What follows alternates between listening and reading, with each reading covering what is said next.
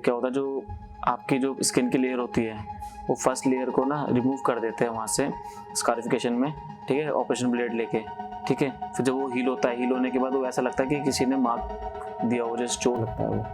और टंग स्प्लिट के बारे में, जैसे जो टंग है वो भी लोग स्प्लिट कराते हैं, पर उसमें भी यही है कि अगर आप करा रहे हो तो आप अपने रिस्क पे करा रहे हो, क्योंकि उसमें भी गूंगे होने के चांस ज़्यादा रहते हैं।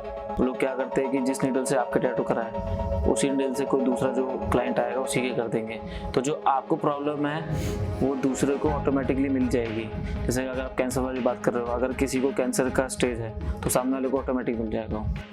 वेलकम गाइस, रॉ बातें में आपका स्वागत है। आज हमारे पास एक गेस्ट है, ये जाने पहचाने टैटू आर्टिस्ट है। इनका नाम विनय बसोय है और अपने बारे में आगे खुद ही बताएंगे।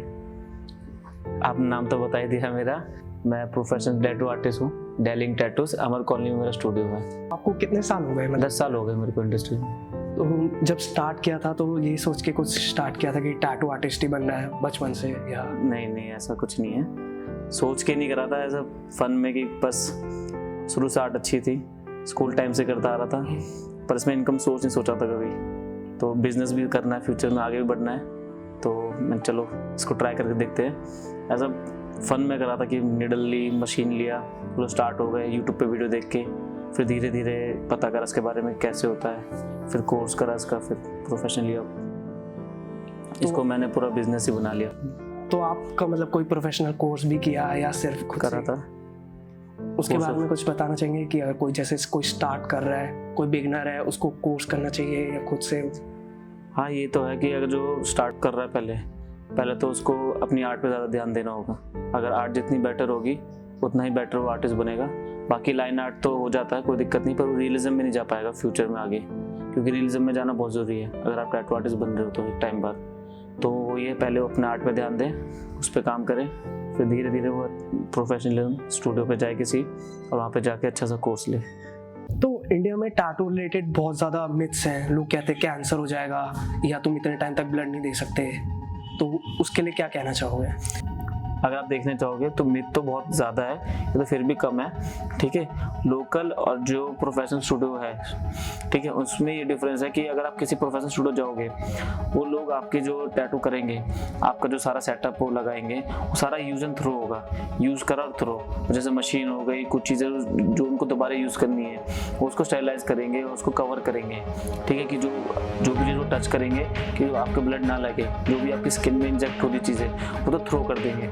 और जो लोकल स्टूडियो में बैठे हैं वो लोग ऐसा नहीं करते हैं। वो लोग क्या करते हैं कि जिस नीडल से आपके टैटू कराए उसी नीडल से कोई दूसरा जो क्लाइंट आएगा उसी के कर देंगे, तो जो आपको प्रॉब्लम है वो दूसरे को ऑटोमेटिकली मिल जाएगी। जैसे अगर आप कैंसर वाली बात कर रहे हो, अगर किसी को कैंसर का स्टेज है तो सामने वाले को ऑटोमेटिक मिल जाएगा, क्योंकि वो आपकी नीडल चेंज नहीं करिए, वो आप ही का टैटू आप ही के नीडल से सेम उनका टैटू कर देंगे, ये प्रॉब्लम है। और जो ब्लड डोनेट की बात है, ब्लड डोनेट आप कर सकते हो 3 महीने बाद। आपको पता होना चाहिए आपने टैटू कब कराया अपना लास्ट, जब आप ब्लड डोनेट करने जा रहे हो। एमरजेंसी में तो नहीं कर सकते हो। और आप चाहे ब्लड डोनेट, आप चाहे उनको बता भी दोगे ना कि आपने कि टैटू नहीं कराया, बहुत से क्या करते हैं झूठ बोल देते हैं, क्योंकि जाके कि डॉक्टरों को कि हमने टैटू नहीं कराया, अभी टाइम हो गया टैटू कराए हुए, वो फिर भी क्लीन करते हैं ब्लड को। किसी की बॉडी में वो ऐसे ब्लड नहीं डालते। अब जो रूल बनाया डॉक्टर ने, गवर्नमेंट ने, उसी रूल के साथ चलो, 3 महीने के बाद ही ब्लड डोनेट करो तो बेटर है। आपने एक बार मेरे को बताया था कि 2 टाइप के यूजुअली लोग जब टैटू बनाते हैं तो वो करते हैं, एक तो स्टेंसिल से हो गया और एक फ्री हैंड हो गया। आपको क्या पसंद है ज़्यादा? और आप देखो, मैं स्टेंसिल से भी कर लेता हूँ और फ्री हैंड भी, पर ज़्यादा फ्री हैंड नहीं करता हूँ, क्योंकि फ्री हैंड में क्या होता है कहीं ना कहीं आप ऊपर नीचे 1% हो जाता है। स्टेंसिल क्या है कि आप बैटर लगा लो एक बार स्टेंसिल। बहुत से क्या करते हैं कि स्टेंसिल लगा लिया, फिर कहीं से रिमूव हो गया तो उसको पेन से करने लग जाते हैं। ये नहीं किया, उसको आप रिमूव करके दोबारा लगा लो स्टेंसिल को। जब तक आपका बैटर स्टेंसिल नहीं आएगा तो समझ लो आपका टैटू बैटर बनेगा ही नहीं, क्योंकि जितना बैटर आपका स्टेंसिल है उतना बैटर आपका टैटू बनेगा। फ्री हैंड कर सकते हो, बहुत से लोग करते हैं फ्री हैंड, पर मैं तो स्टेंसिल बैटर लगाने की कोशिश करता हूँ, मुझे भी करता हूँ। तो अगर आप देखा जाए तो एक टाइप से अगर आपको अपनी ग्रोथ करनी है तो आपको ज़्यादा फ्री हैंड नहीं करना चाहिए कि मतलब आप बेटर होते जाए। नहीं करता हूँ मैं फ्री हैंड, मैं माउरी कॉन्सेप्ट बैंड में फ्री हैंड करता हूँ ज़्यादातर, क्योंकि मुझे पता है ना कि मैं अगर बैंड को लगाऊंगा राउंड में ऊपर नीचे हो जाता है, ठीक है, तो मैं उसको इसलिए फ्री हैंड करता हूँ, क्योंकि वो एक बार में तो बैंड लगता ही नहीं है, 1 से 2 बार में लगेगा बैंड, तो मैं इसलिए फ्री हैंड करता हूँ उसको। मेरे को ऐसी आदत है फ्री हैंड करने की, तो बैंड की तो और माउरी की, तो इसलिए मैं उसी को करता हूँ बस। बाकी तो मैं स्टेंसिल ही लगाता हूँ क्योंकि मेरे को बेटर स्टेंसिल लगता है, पर माउरी है जो मेरे लिए जो बेटर है, खाली वो माउरी हो गया, ट्राइबल हो गया, ये मैं कर लेता हूँ फ्री हैंड। हर किसी का एक कॉन्सेप्ट तो होता ही है, वही कि जिसमें ज़्यादा बेटर है, एक्सपर्ट है।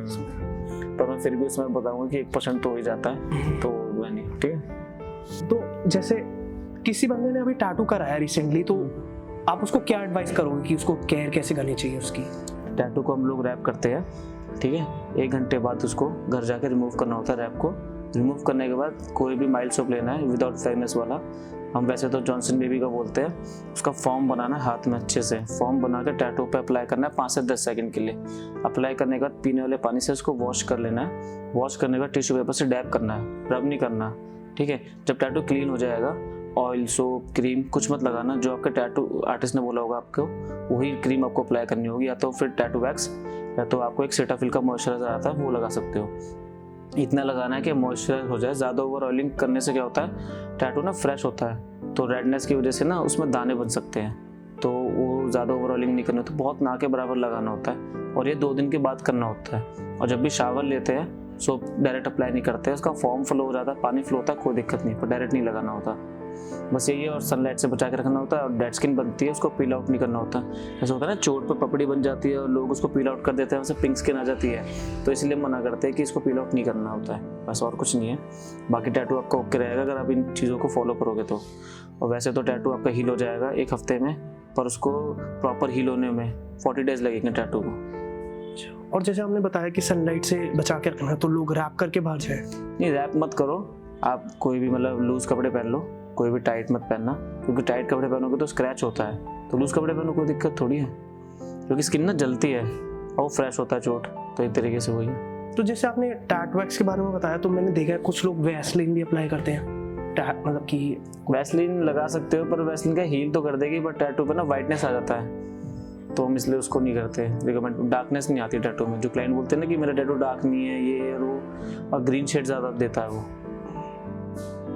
तो जैसे ये जो आप बिजनेस है मतलब आपका, या टैटू वर्क है आपका, तो आपकी मतलब लाइफ क्या ज़्यादा स्ट्रेसफुल रहती है, या मतलब रिलेटिंग टू जॉब्स, जो लोग अपना जॉब करते हैं, या क्योंकि बहुत आर्ट वर्क है, दिमाग भी बहुत लगता होगा? ये तो है, दोनों चीज़ है, इसमें फन भी है और टेंशन भी है। अगर देखो काम करोगे तो टेंशन तो लेनी पड़ेगी काम की, और इसमें फन भी है, अपना आराम से अपना जॉब करो। पर ये कि जब अपना बिजनेस करोगे तो ही थोड़ी टेंशन है, अगर जॉब कर रहे हो तो इतनी नहीं है, क्योंकि जॉब में क्या है कि बस आपको जाना है और अपना टाइम देना है कि मेरे को ये टैटू करना है। आपको 2-3 टास्क मिलते हैं दिन के, वो टैटू करना होता है। जॉब में क्या है कि आपको टैटू भी करना है, फिर आपको उस टैटू को रिप्रेजेंट भी करना है, कि इंटरनेट पे आपको दिखाना भी है, फिर आपको सेल भी करनी है, वही है।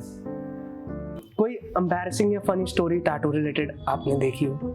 एक बार हुआ था एक क्लाइंट आया था स्टूडियो में, मैं बस फ्री हुआ था टैटू करके कि ब्रो टैटू करना है। कंसल्ट करा मैंने उसको, आराम से बैठा था। कंसल्ट करने के बाद टैटू भी मैंने निकाला, स्माइली करानी थी उसको, तो मैंने ओके कर दिया, मैंने निकाला स्माइली। फिर मैंने स्पॉट पूछा कि कहाँ पे कराना है, तो कह रहा बैक पे कराना है, तो मैंने बैक पे प्लेस करा। करते करते नीचे जा रहा था वो, मैंने कितना नीचे जाएगा, तो वो बम पे चला गया। मैंने कहा यहाँ पे टैटू, तो मैंने कहा पहले तो मैंने कोशिश करी कि मैं ना ही करूँ, क्योंकि वहाँ मेरे को थोड़ा सा ऑड लग रहा था। फिर मैंने कर दिया। टैटू करने के बाद वो बाहर गया, अपने दोस्तों से मिला। दोस्तों से मिलने को पहले तो मेरे को इतना हंसी आ रही थी उसको टैटू को करने में, ठीक है। बाहर गया, अपने दोस्तों के पास गया, एक आधा कहीं किसी ने देख लिया होगा टैटू को। अब देखने के बाद उसको वियर्ड लगा कि लोग उसको कमेंट कर रहे हैं। मेरे पास आया, कह रहा ब्रो ये क्या कर दिया, ये क्या हुआ, कह रहा इसका कवर अप निकालो, ये क्या हुआ, कह रहा लोग हंस रहे हैं। अब मैं उसको कैसे बताऊँ कि अरे जगह ही वियर्ड है। उस टाइम मैंने बोला था उसको, पर उसको उस टाइम समझ नहीं आया। सुनी कर दो, आप कर दो। मैंने कहा अब जब क्लाइंट बोल रहा है तो कर दो भाई, अब उसकी बॉडी है, उसको कहाँ कराना उसकी मर्जी है। फिर एकदम से अचानक से कि आपने मेरे को बोला था उस टाइम, मैं आपकी सुनी नहीं मैंने, अब लोग बोल रहे हैं। मैंने कहा यही है, तो टैटू आर्टिस्ट की भी सुननी जरूरी है। हर जगह टैटू मत कराओ, कुछ कुछ जगह ऐसी है तो रखो उसको। तो जैसे आप किसी बंदे को एडवाइस करोगे कि टैटू कराने से पहले उसको कुछ चीज़ों का ध्यान रखना चाहिए, जैसे कोई मेडिकल कंडीशन हो, या वो इतने टाइम तक अल्कोहल नहीं कंज्यूम कर सकते? अल्कोहल आपको कम से कम 24 आवर्स नहीं पीनी चाहिए बस, और बाकी फिर भी पूरा फिट हो गया हो तो बेटर है। ऐसा कुछ नहीं है कि अगर आपकी बॉडी में दिक्कत है तो हम टैटू नहीं करते वैसे तो, आपको फिट होना बहुत ज़रूरी है। तो कभी कोई ऐसा बंदा देखा हो जिसको मतलब कि खून से डर लगता हो या जैसे बहुत सुइयों से डर लगता हो, बेहोश वगैरह हो गया हो? ज़्यादा ऐसे हो जाते हैं लोग, फेंट तो बहुत होते हैं, ऐसा नहीं है। वो इसलिए होते हैं कि लोग खाना खा के नहीं आते मेन। एक तो जो खाना खा के नहीं आते, किसी का शुगर लो हो जाता है उस वजह से होता है। जो बीपी लो हो गया, शुगर लो हो गया, तो उस वजह से फेंट हो जाते हैं। पर ऐसा कुछ नहीं है, इससे कोई बड़ी दिक्कत नहीं है। लोग बहुत डरते हैं इस चीज़ से। ऐसा कोई आपका ऐसा कोई गोल स्पेसिफिक, जैसे अभी इस लाइन में हो कि किसी को कंपटीशन देखते हो या किसी को मतलब आइडल समझते हो अपना कि यहाँ तक तो पहुँचना ही है? एक आर्टिस्ट है, बहुत अच्छा नाम है उनका, सनु भानुशाली। मैं उनका देखता हूँ आर्ट, उनका आर्ट बहुत अच्छे लगते हैं मेरे को, तो मैं उनके जैसा बनने की कोशिश करूँगा। वैसे कर रहा हूँ मैं ऐसा काम, पर धीरे धीरे बेटर होता जाता है। टाइम लगता है, ऐसा नहीं है कि आप एकदम से बनोगे, पर टाइम लगेगा। उनको देख के क्या सीखने को मिलता है, मतलब कि उनसे इंस्पिरेशन किस फील्ड में लेते हो? जैसे उनसे एक तो बिजनेस कि टैटू इंडस्ट्री में कैसे उसको सेल करना है, कैसा बिजनेस कर सकते हो, एक तो वो, और एक उनका आर्ट कि कैसे रियलिज्म करना है, कैसे लाइन वर्क करना है। मतलब हर चीज़ ही उनकी बेटर है, पर उनका रियलिज्म ज़्यादा अच्छा है। वो शिवा कॉन्सेप्ट ज़्यादा करते हैं। टैटू के एक्सट्रीम और डार्क साइड भी हैं। लोग अपने आई बॉल ब्लैक करा लेते हैं, अपने स्कारिफिकेशन करा लेते हैं, टंग स्प्लिट करा लेते हैं, कानों में छेद करा लेते हैं इतने बड़े बड़े, या माउथ से लाइनें मतलब जो सुई जाती है वो करा लेते हैं। तो इसके डार्क वो क्या है, मतलब इस बारे में आप क्या कहना चाहोगे? और एक तो इसके साइड इफेक्ट्स क्या हैं बेसिकली? देखो, एक है दिल्ली में है करंट टैटूग्राफर, उसने अपनी आई बॉल ब्लैक करा रखी है क्योंकि उससे ना एक डेविल लुक आता है। तो जो आपकी जो ब्लैक है ना ये आई बॉल, उसके जो साइड में है वो वाइट पार्ट, उसको वो ब्लैक करते हैं। और उसमें ना रिस्क भी है एक तरीके से। रिस्क ये है कि आप अंधे भी हो सकते हो, क्योंकि अगर आपकी आंखों में कोई नीडल लगा रहा है तो वैसे तो देखा नहीं है मैंने कभी इसको होते हुए, पर जहाँ तक मुझे पता है कि अगर आप इसको करा रहे हो तो अंधे होने के चांस ज़्यादा होते हैं। तो लोग फिर भी कराते हैं, पर कुछ लोग ही है जिन्होंने करा रखा है। और पहला तो हमारे इंडिया में करण ही है, उसने वर्ल्ड रिकॉर्ड भी बनाया था इसका, गिनीज वर्ल्ड रिकॉर्ड में उसका नाम भी है इस चीज़ का कि उसने आई बॉल कराई है। इंडिया का पहला बंदा है वो। और स्कारिफिकेशन भी है उसकी बॉडी पे, वो ऐसा लगता है कि जैसे किसी ने मार्क दी हो, जैसे कि किसी जानवर ने, हाँ, स्क्रैच ऐसे। तो क्या होता है, जो आपकी जो स्किन की लेयर होती है वो फर्स्ट लेयर को ना रिमूव कर देते हैं वहाँ से स्कारिफिकेशन में, ठीक है, ऑपरेशन ब्लेड लेके, ठीक है। फिर जब वो हील होता है, हील होने के बाद वो ऐसा लगता है कि किसी ने मार्क दिया हो, जैसे चोट लगता है वो। और टंग स्प्लिट के बारे में, जैसे जो टंग है वो भी लोग स्प्लिट कराते हैं, पर उसमें भी यही है कि अगर आप करा रहे हो तो आप अपने रिस्क पे करा रहे हो, क्योंकि उसमें भी गूंगे होने के चांस ज़्यादा रहते हैं। क्योंकि आज जो टंग है ना उसको स्प्लिट करा रहे हो तो ये देखो ना कि वो दो में जा रही है, जो बीच में है आपका नर्व्स वगैरह, हाँ, अगर उसमें कट लग गया हल्का सा भी तो रिस्की है। अब मैं ये सजेस्ट करूँगा कि अगर आप ये चीज़ करा रहे हो तो बिल्कुल ही प्रोफेशनल बंदे पे जाओ, जिसको अच्छे से आता हो वो ही करेगा, पर रिस्क तो हर चीज़ का है ना।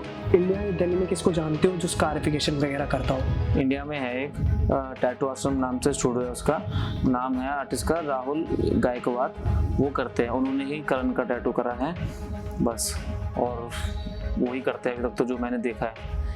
औरों को मैंने देखा नहीं, वैसे अंडरग्राउंड है बहुत लोग जो करते हैं, पर मैंने उन्हीं को देखा अभी जो प्रोफेशनल करते हैं। तो आपको कभी इंटरेस्ट नहीं आया इन चीज़ों में जाने का? मतलब देखो, इंटरेस्ट की बात नहीं है, मैंने कभी ट्राई नहीं करा। इंटरेस्ट की बात नहीं कर सकते हैं, पर ट्राई करा नहीं कभी मैंने। तो जैसे हमने स्टार्टिंग में मेरे को ना एक्चुअली क्या, टैटू से ही टाइम नहीं मिल रहा। टैटू में इतना अपना फोकस हो जाता है कि आगे बढ़ने का टाइम ही नहीं मिल रहा कि आप स्कारिफिकेशन करो, आप आई बॉल करो।